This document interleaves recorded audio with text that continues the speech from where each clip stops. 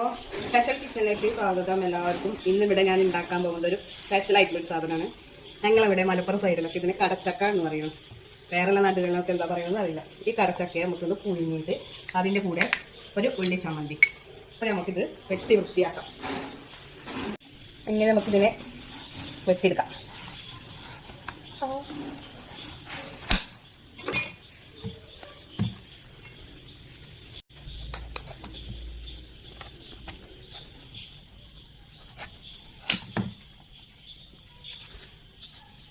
നമുക്കിതിനെ തോലൊക്കെ കളഞ്ഞ് വെട്ടി ശരിയാക്കാം. കടച്ചക്ക തോലൊക്കെ കളഞ്ഞ് വൃത്തിയാക്കിയിട്ടുണ്ട്. ഇനി അത് നമുക്ക് ഒരു ആവറേജ് ചെറിയ പീസുകളാക്കാം. ഞാനതിൻ്റെ ഒരു ഭാഗം എടുത്തിട്ട് ഞങ്ങളാകെ 3 പേരുള്ളൂ.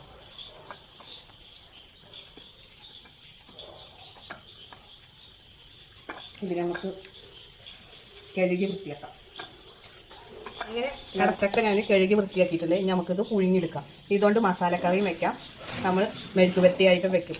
ഞാനിപ്പോൾ ഒന്ന് ഇതിനെ പുഴുങ്ങിയെടുക്കാം. ആവശ്യത്തിനുള്ള വെള്ളം ചേർത്ത് ഉപ്പിട്ടിട്ട് പുഴുങ്ങിയെടുത്ത് തരാം.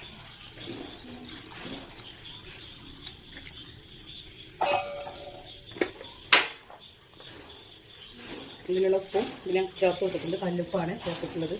നമുക്കിതൊരു 10 മിനിറ്റ് അടച്ചിട്ട് കഴിക്കാം. ഇതിൻ്റെ കൂടെ തന്നെ നമുക്കൊരു ഉള്ളി ചമ്മന്തിയും കൂടെ ഉണ്ടാക്കാം. അപ്പോൾ കടച്ചക്കൻ്റെ കൂടെ കൂട്ടാൻ വേണ്ടിയിട്ട് നമുക്കൊരു ഉള്ളി ചമ്മന്തി തയ്യാറാക്കാം. അതിന് കുറച്ച് വെളിച്ചെണ്ണ ചട്ടിയിൽ ഒഴിച്ചിട്ട് ഇത് രണ്ടൊന്ന് ചൂടാക്കിയെടുക്കണം. ഉള്ളി മുളകും പിന്നെ അത് ചൂടാക്കിയെടുക്കുക. ചമ്മന്തി നമുക്ക് റെഡിയാക്കാം. കുറച്ച് ഉപ്പ് ഇട്ടിട്ടുണ്ട്. എണ്ണയിലൊന്ന് ചൂടാക്കിയെടുക്കുന്ന മുളക്, കൊച്ചുള്ളി,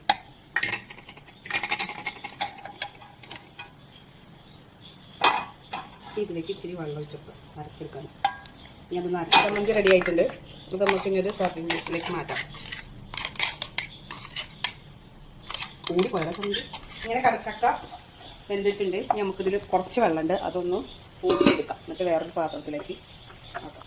അങ്ങനെ ഇവിടെ കടച്ചക്കയും ചമ്മന്തിയും റെഡി ആയിട്ടുണ്ട്. നമുക്കിതൊന്ന് കഴിച്ചു നോക്കാം. നല്ല പൊടിയുള്ളതാണ്. അല്ലെങ്കിൽ ഇവിടെ കടച്ചക്കയും ചമ്മന്തി റെഡി ആയിട്ടുണ്ട്. ഇതിൻ്റെ കൂടെ ഒരു കട്ടൻ ചായയും 4 മണിക്ക് സൂപ്പർ. അതിന് ഇവിടെ കടച്ചക്ക പുഴുങ്ങിയതും ചമ്മന്തി റെഡി ആയിട്ടുണ്ട്. ഇതിൻ്റെ കൂടെ കട്ടൻ ചായയും നല്ലതാണ്. 4 മണിക്ക് ചായക്ക് എല്ലാവരും ഇത് ട്രൈ ചെയ്ത് നോക്കണം. ഞങ്ങളുടെ ചാനലിനെ സപ്പോർട്ട് ചെയ്യണം, സബ്സ്ക്രൈബ് ചെയ്യണം.